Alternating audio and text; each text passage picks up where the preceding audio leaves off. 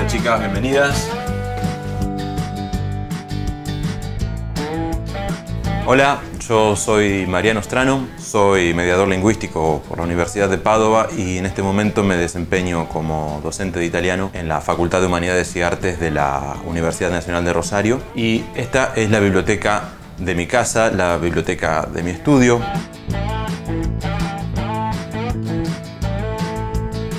Era un libro que se llamaba Leyendas Argentinas. Era un libro que recolectaba las leyendas de las poblaciones originarias. Estaban las de los mapuches, las de los guaraníes. Era fantástico porque muchas cosas que nosotros conocemos de la cultura ancestral estaban contadas con forma de cuento.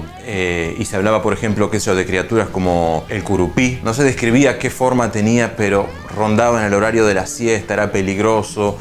Estaba la historia de la piedra movediza de Tandil.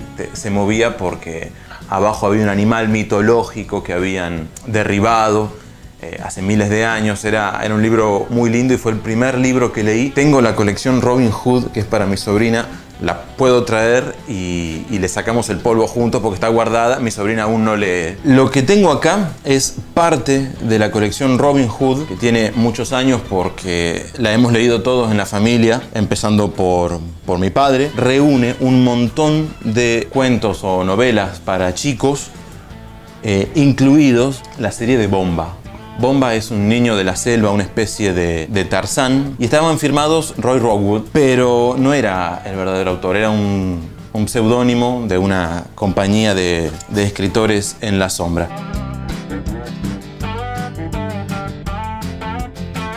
Estoy leyendo 3 libros, pero el que estaba mirando en estos días es este, de Rafael de León. Es el famoso León de León y Quiroga, el que componía las canciones de los cantantes famosos, algunos y otros no tanto, en el siglo XX. Y es todo poesía. Algunos son romances, otros son sonetos. Y está bueno encontrarse un día con estos libros en la biblioteca. Es la magia de las bibliotecas heredadas. El otro es este libro, Fonética y Fonología hoy desde una perspectiva plurilingüe.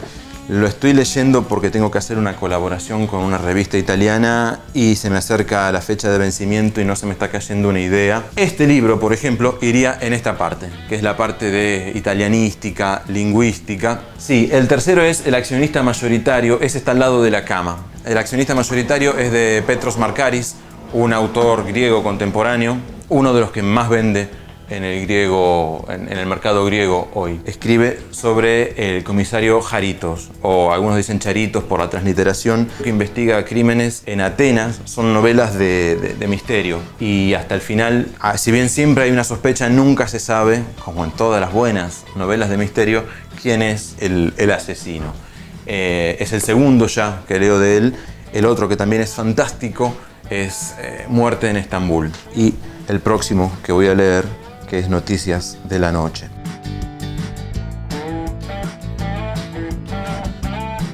Una novela que me cambió la manera de concebir la idea de novela fue Los Miserables de Víctor Hugo. Acá arriba, esta colección es una novela que cuenta muchísimos años de historia, en muchísimas páginas y mezclado con historia del mundo, historia de Francia.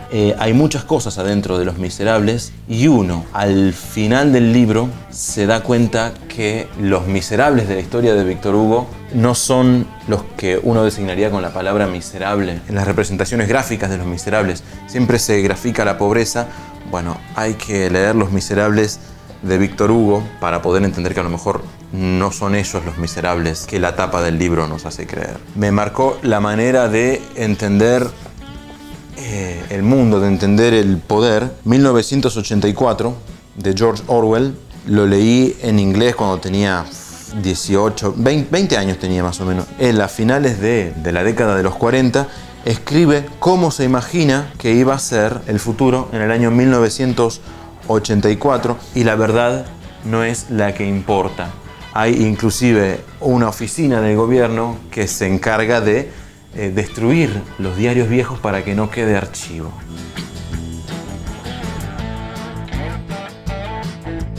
Los Miserables hay un personaje, lo voy a decir porque no creo que se lo spoilee a nadie, que es Jean Valjean. Aparece varias veces en el libro con distintos nombres y distintas semblanzas. La que a mí más me gustó, que yo dije, qué lindo poder proteger como protege él, se va cambiando el nombre. El último nombre que toma es Último Fauchelevent y es el último protector de la niña. Proteger como protege él es una cosa bellísima.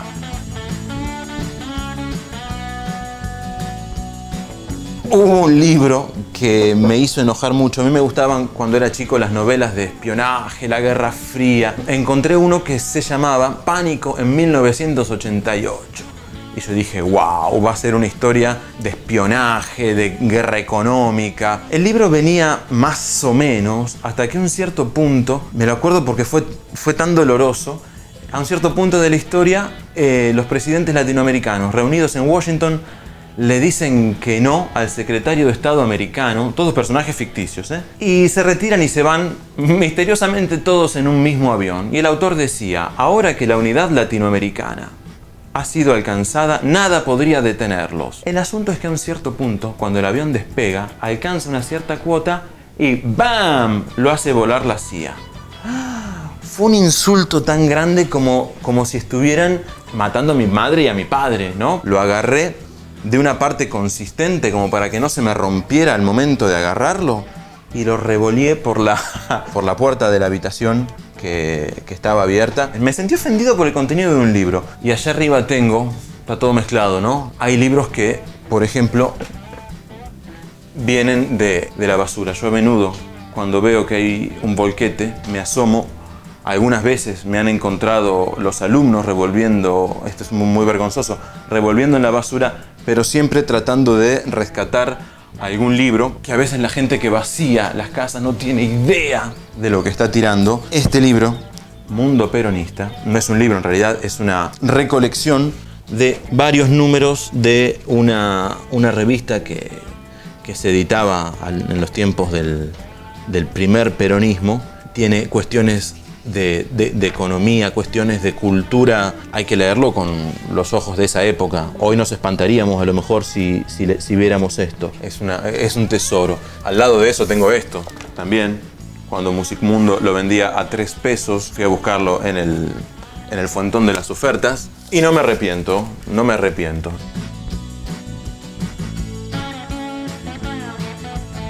Esta biblioteca también tiene algunos libros autografiados. Está este de Fernando Vallejos, Entre Fantasmas. Fue autografiado cuando vino al Parque España. Es solamente el autógrafo. Y hay otro libro que está dedicado, que es Le regole di Irina. Es un libro de Mónica Penazzato. Es una autora veneciana, veneta, y me lo dedicó personalmente cuando me regaló esta copia del libro. Le regole di Irina es la vida de una chica que se transfiere de Italia a Londres por trabajo y tiene una vida un poco movimentada. Sex and the City queda hecha un poroto al cabo de leer Le regole di Irina.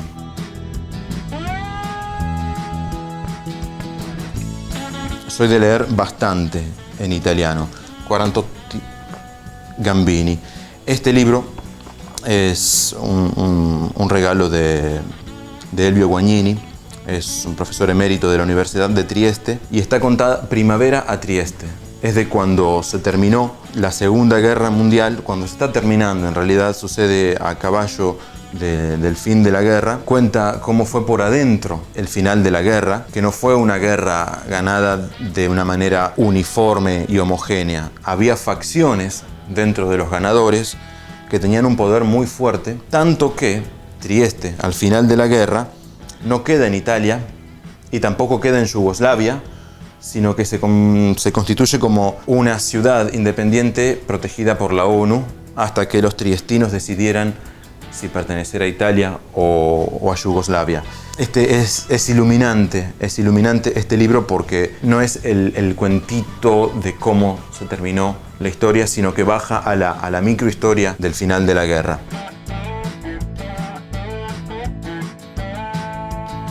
obras que son fundamentales para la literatura italiana. Desde luego, la Divina Commedia, que fue escrita a caballo de entre el siglo XIII y XIV, o sea, entre el 1200 y el 1300, es un compendio del conocimiento del mundo que había en esa época. La otra novela que nos toca leer cuando estudiamos italiano es I Promessi Sposi de Alessandro Manzoni. Comienza describiendo el paisaje donde va a tener lugar esta serie de aventuras y desaventuras de los esposos prometidos, los prometidos que se van a casar. Suceden mil cosas en el medio. Las palabras con las que empieza el libro, algunas son palabras de contenido y otras de referencia. Hay una muestra de la riqueza de la lengua en esas frases iniciales, porque están los sustantivos abstractos, los concretos, están los verbos regulares, los irregulares. A mí el libro que me inició fue Le lingue e il linguaggio, que es un libro de Graffi y Scalise, dos autores italianos. De acá hay algo de ellos por acá. En realidad ese libro quedó en mi biblioteca atlántida, como yo la llamo. La biblioteca mía de estudiante, en Italia eran unos 120 volúmenes. Yo cuando me vine a vivir a Argentina, esa biblioteca quedó en un depósito y el depósito tenía un gran problema de humedad. Y cuando lo abrieron, me mandaron fotos, Mariano, se perdieron esos libros. Y a causa del agua, por eso la llamo la Biblioteca Atlántida. Editado por colegas de Córdoba, Studi Italiani. La Universidad Nacional de Córdoba tiene en la Facultad de Lenguas, tiene un centro de estudios italianísticos muy importante. Y hace un ratito, cuando estábamos hablando de la traducción, bueno, por ejemplo, este es un libro que salió en el año 2008, pero todos los años la gente que se dedica a la traducción y a la enseñanza de la lengua siempre saca libros de esta envergadura, porque siempre hay cosas nuevas para decir a medida que el saber en un determinado campo va avanzando. Para una persona que quiere iniciarse en la lectura del italiano, si no quiere tomar el camino tradicional de los libros de texto, puede tomar libros de autoayuda.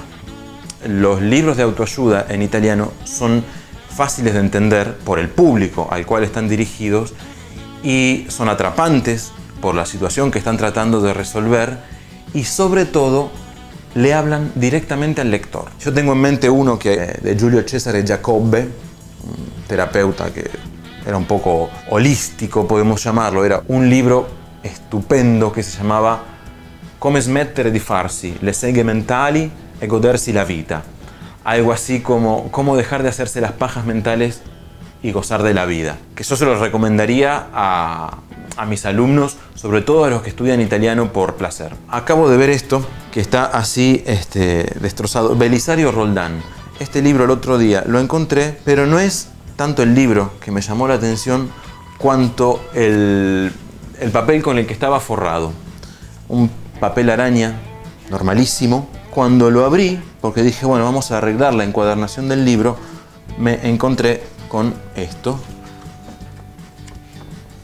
Que dije, esto tal vez venga ¿de quién viene esta pintura que parece ser acuarela?